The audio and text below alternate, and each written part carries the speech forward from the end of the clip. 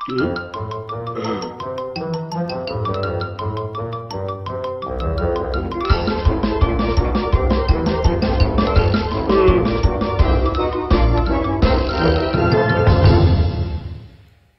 what's going on, everybody? It's your boy Dead on Dave. Go ahead and switch that up here. I hope you guys are enjoying the new intro. Let me know what you think of it. Is it better than the eye? Is it worse than the eye? Should I abandon them altogether? I'd love to hear your feedback. So as you know, we did not get to the Lucha Underground review yesterday because too much awesomeness was happening, and all I really cared about was NXT because it was amazing. Yeah. What? What, wife? What? Nothing. That's right, nothing. You stay your ass there and go and make babies. I don't know. Myself? Yes, by yourself. Make babies. Okay. Hermaphrodite. You want me to knit them or shit them out? Knit them or shit them. Ooh, we should make a shirt. Knit them or shit them. Yeah. Anyway, so yeah, the Lucha Underground Spectacular. I'm watching it now. So I decided to do something new with Lucha because I started watching it in hopes that it was going to be as good as last week, and the first match is utter freaking garbage. I mean, it is just... Look, any of you guys watching Lucha, you tell me this first match between Ivelisse and Phoenix. You try to tell me that this is a good match, okay? Look, and here's what some people don't understand. When I talk about Lucha, I understand that being there and watching Lucha-style wrestling is a different experience than watching it on television. And this is probably the most important thing that I could say about Lucha. There's a reason why luchador-style wrestling has never translated well and got its own like real mainstream television program. It was highlighted on Monday Nitro, but there was a time when it was hot and then it quickly dissipated over time. There's a reason for that. This is not something that can sustain itself because while it's really awesome to watch live, and it is, it's not as awesome to watch on television. It doesn't translate. Last week was really good because they put the focus on other types of wrestling. This week, the first match is just it's terrible. The camera angles are picking up every single miss. They are not connecting on anything during this match. It looks terrible. It looks terrible. And here's the thing. People talk about the high flying of Lucha is what makes it so interesting. Well, that's true. Unless there's only one designated area in the arena where you do your high flying, and it's got 3-inch friggin' wrestling pads on the ground. 3-inch pads. Watch Lucha. There's this designated square. It's only one area in the entire fucking arena, and that's where they do all their high flying stuff. And there's a giant mat there. I understand the safety and everything, but I mean that's Bush League stuff, man. I mean, that's craziness. I'm not trying to say that these guys should crash and burn, but it takes an element of danger away. I mean, we're used to the regular, like, little pads that we see on WWE and all of that, but they also have the steel grate. NXT works with the steel grate and everything. You see them constantly hitting that. I'm not saying that's the way it should be. I'm saying it works counter to the idea that Lucha is so fantastic because of its style, when it's so blatant that everything is about the setup and, you know, the execution simply is not there. Do not cough on my program. Ever. You walk out of the room if you got a cough. Fuck off. Yeah. Getting told by the wife. You can cough whenever you want. I'm just kidding. I love you. You and your German self. Yeah. Okay, so that's the first match. It's utter hot garbage. I'm going to go ahead and keep going on with this wonderful review. And don't get me wrong by any stretch. Don't get me wrong here. There are some very nice spots, some great spots. Ivelisse hit some fantastic moves during this match, but the overall flow of the match just does not work for me.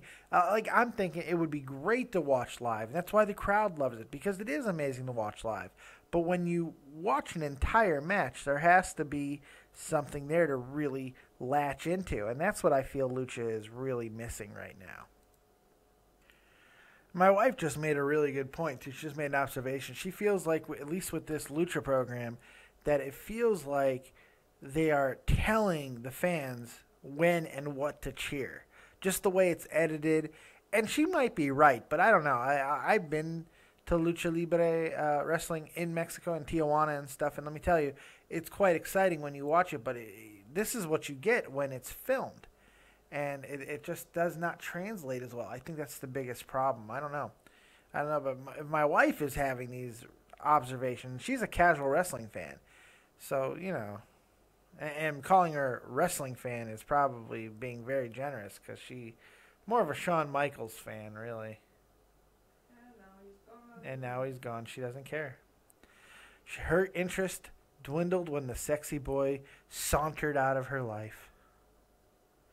Back to Lucha.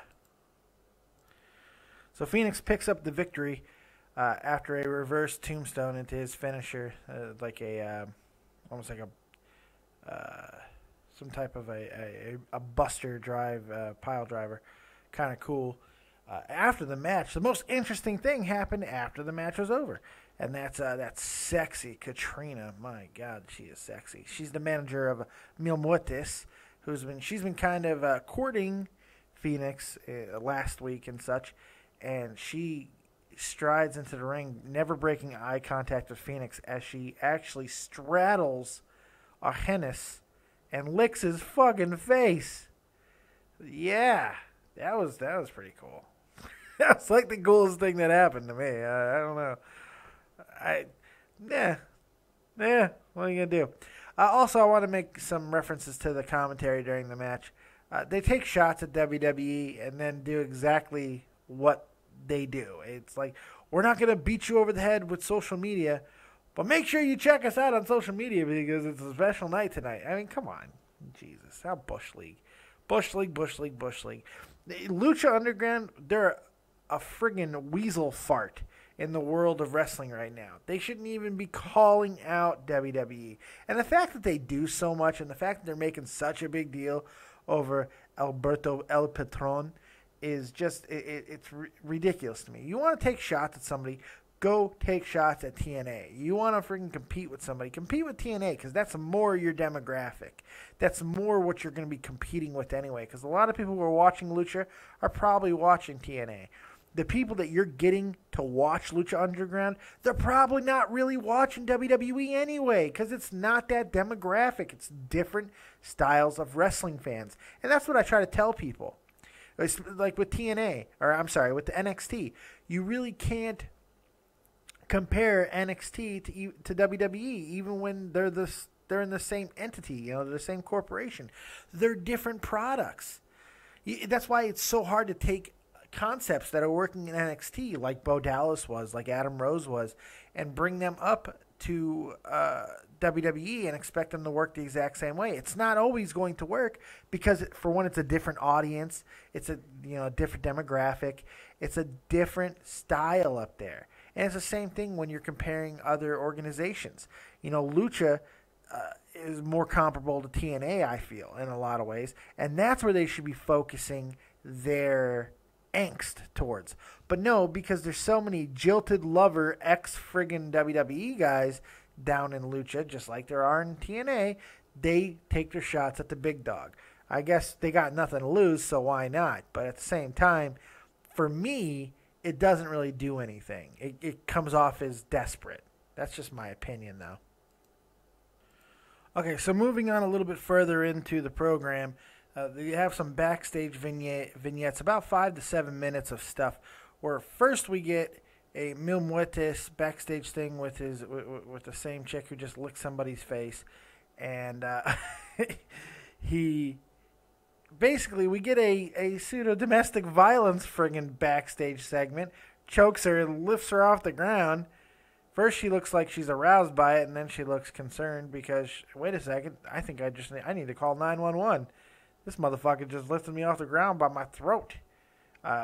Look, some people could say, if this happened in WWE, by the way, everybody'd be freaking out. You can't do that. It'd be all over mainstream media, and that's another difference between WWE and Lucha. Nobody's going to give a crap that this happened on Lucha, and I'm not saying that they should, because it's really not a big deal, because it's television. It's scripted television, and if you have a problem with that, then you have a problem with American Horror Story and any angle on any television show where they depict some domestic violence or anything. And that would be ridiculous because we like TV. Now, that being said, I don't have a problem with scripted backstage segments like the one we just saw with Mil Muertes, and then him going through the hallway and then picking a fight and all that stuff, even with the weird music. My wife goes, did they just steal the music from American Horror Story? Because that's what it seems like. But, it is what it is. And then with the subsequent vignette with Big Rick in a vestibule talking to a priest. Vestibule, I believe that's the correct word. That's where you go and... I think it's a vestibule. Vestibule. How do you say it? I don't know. I think it's a vestibule. I know it in German. What's the German word? Beistuhl. That's not Beistuhl. No, vestibule. I believe it's a vestibule is where you go and you confess your sins. I believe that's what it's called. But anyway, that's where he's in, and he's saying he's going to destroy the 3 Mexican gangsters that he once led and all this stuff. Look, I don't have a problem with these things if they're done well. If these are just coming off hokey and kind of silly, and people want to say Lucha is it's different. Yeah, different is great, but different doesn't always mean good. And here's the thing. WWE does a lot of hokey backstage things too, and they get flamed out for it. Same thing with TNA and anybody else who's come in the wrestling industry. You know why? Because hokey doesn't work. I mean, you could do things that are different, but you actually have to make them look good. They have to be interesting. And they can't come off as hokey friggin' garbage. And unfortunately, a lot of what I'm seeing this week on Lucha so far is hokey garbage. And it's not landing. There were some spots in the first match that were good. I definitely want to see more of that chick licking people's faces. That's super hot. But other than that, it's just... I don't know. Back to more Lucha. Johnny Mundo and Son of Havoc is next. Ivelisse is out there again. She's so hot. There's no question about that. I like some of the women that are valets here in Lucha. They're really, really good looking. But I mean, it is what it is. That's what they're supposed to do. So Johnny Mundo comes out. John Morrison, for those of you who don't know who I'm talking about, or Johnny Nitro, if you want to get there too. He comes out. He's selling a leg injury, kind of. Like he started walking. This was very weird. The match was good, but I do have to talk about this. So he comes out, and he's walking hard, and then he starts selling his knee injury. He gets into the ring, and sometimes he sells his knee injury, but it's not preventing him from hitting any of his moves. And then he's doing flips at times, and he's no-selling the biggest aspect of his storyline right now, which is his knee that got attacked last week. So it's very weird. And you know what? This match is a perfect indictment of Lucha Underground. It's just disjointed. It's not balanced.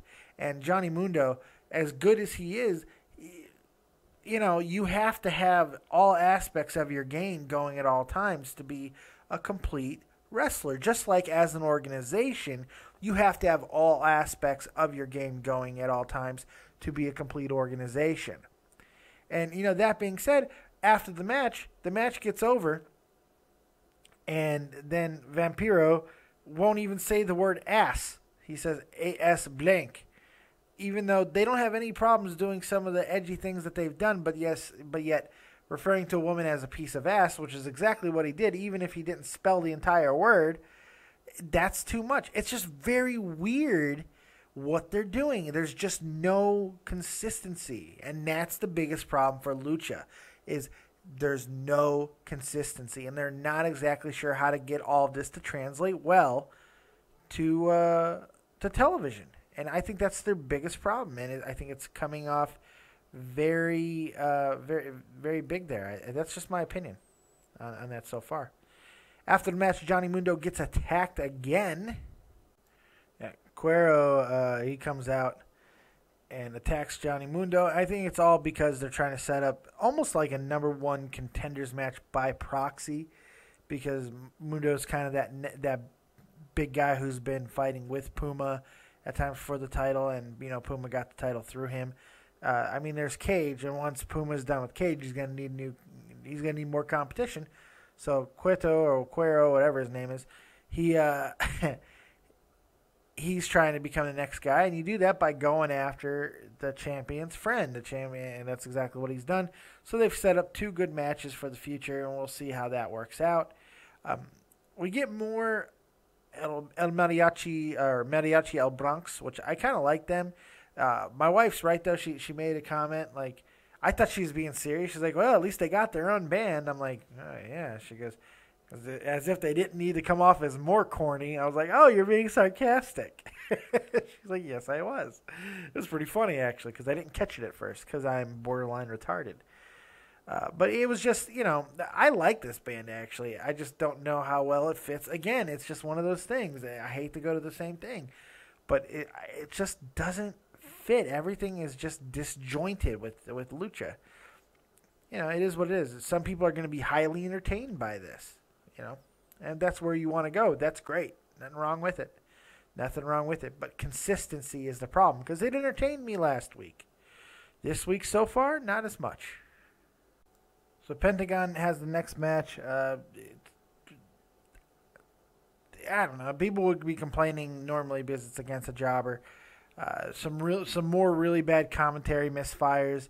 Yet again, Vampiro mispronouncing people's names. I mean, and this time now, Stryker is correcting him, and it kind of makes it sound like it was scripted, but I don't think it was, because Vampiro messes up all the time. But that's fine. Doesn't really matter. The match is disjointed once again, just not really working. Pentagon is having a more aggressive style, but the match is not. It's just not very good. It's not a great match. Slow plotting at times, and then they hit their big spots, and that's supposed to be enough to make a match worthwhile, and it's simply not.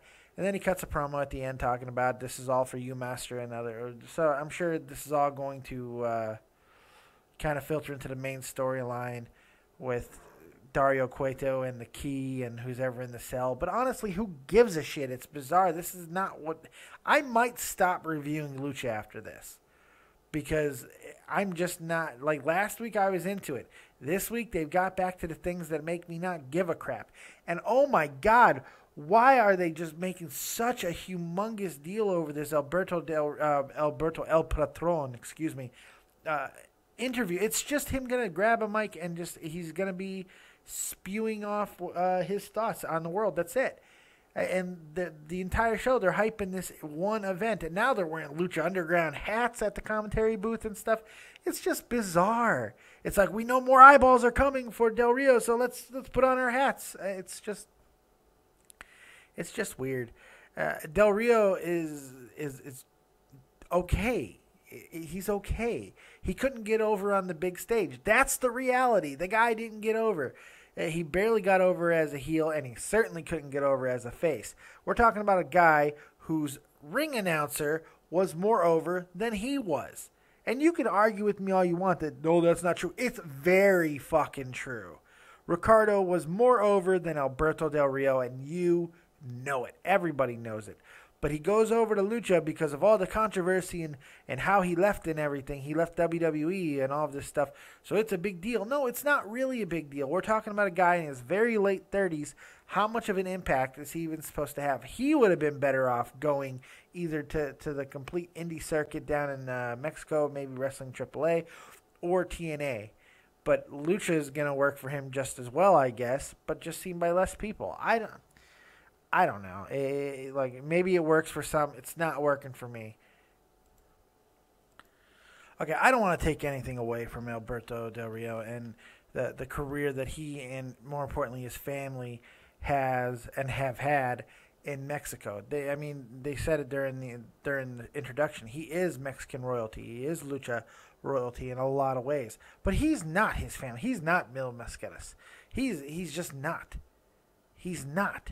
And it drives me crazy that he gets the same comparisons in a lot of ways, because he's not. He's not his uncle. He's not his father. He's not. He's not as good.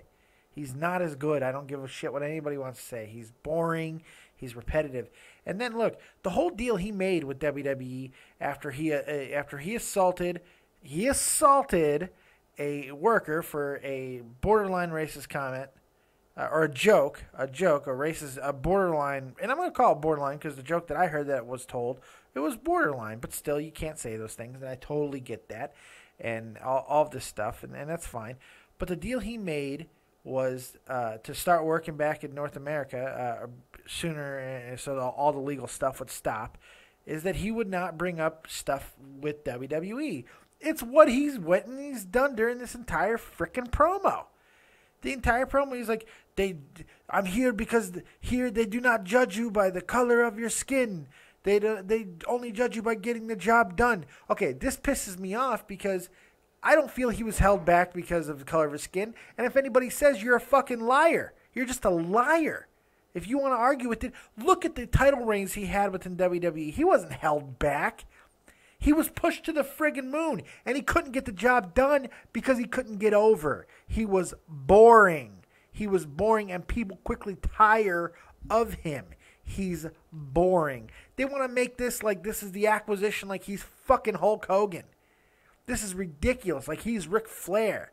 That's how they were making this off, and this was insulting. Jesse and a whole bunch of other people, Joe Cronin and everybody, Jesse J, they talk about insulting content. This was insulting. This entire promo was insulting because it was inaccurate. He made stuff like, I became the first Latino to ever hold every major title in North America, which apparently he doesn't consider TNA, which I don't really blame him, as a major title, the TNA Championship, because he never held that one. So he's inaccurate in the things that he's saying. It just seemed like a propaganda friggin' message. This whole thing just bugs me. You know, the WWE definitely should be taking a look at what El Patron says on Lucha and determine if he breached the contract that they made. When they decided that they were going to stop all of the proceedings, they were going to stop all the legal stuff, and everyone was going to go their own way. Well, because he is not holding up to his side of the agreement. He just did it during the show. He's not holding up to it. You know, he basically called WWE a bunch of racists. It's what he says, basically. This is insane. Oh, it's open to interpretation, Dave. You know what he said. You guys all hear what he said. This promo was not... He for one, the guy can't talk very well anyway. Everyone always talks about his speaking ability. What speaking ability? What speaking ability does this fucking guy have? None. Zero. He's not charismatic. Beating your chest and taking off your tie and your suit in a really cool way sometimes is not charisma. You want to... Jesus, this drives me nuts. Okay, I don't like this guy. Real simple. I think there's a lot of reasons why not to like this guy. If you want to like him, you want to like Lucha, that's fine. But I'm going to go ahead and say it right now. Unless something changes within the company and based off the spoilers that I've read for upcoming events, it has not. I think I am officially finished with reviewing Lucha Underground because it's simply not my cup of tea. They're far too inconsistent right now, so I think I'm done. And not a lot of people seem to be caring too much about the Lucha reviews anyway. I'm watching a lot of wrestling right now, and honestly, this is the lowest priority on my priority list. But it's probably just because I'm a racist. That's what it is. I'm a racist because I don't like Lucha Underground. I'm sure that's what it's going to come down to, and I don't care. This is insane. You cannot watch this program this week especially and tell me that this is good wrestling. Because, for one, as I've said multiple times, it's really not a regular wrestling program. However, how are you supposed to judge it? what are you supposed to judge it as? Even if you want to judge it as a television program, a scripted television program, it's not very good at that either. So what argument do you want to be defeated on? That's the question here when you're arguing the Lucha Underground argument. If you're pro Lucha, and you could, by the way, nothing wrong with being a fan of this product. But when people come out and try to say that this is the best thing going right now, that's insane. That's insane. And you could say it all you want. Just don't come and try to pose it off as a fact, because I think that's just an insane way of looking at it. But once again, these are just my opinions, and they are certainly not 100% correct. I'm sure I'm wrong in most instances. I'm sure in a year, Lucha will be the biggest organization in the world. There you go. That's all I've got for this review. This is my final Lucha Underground review. I give it a 5. It was too disjointed, and the entire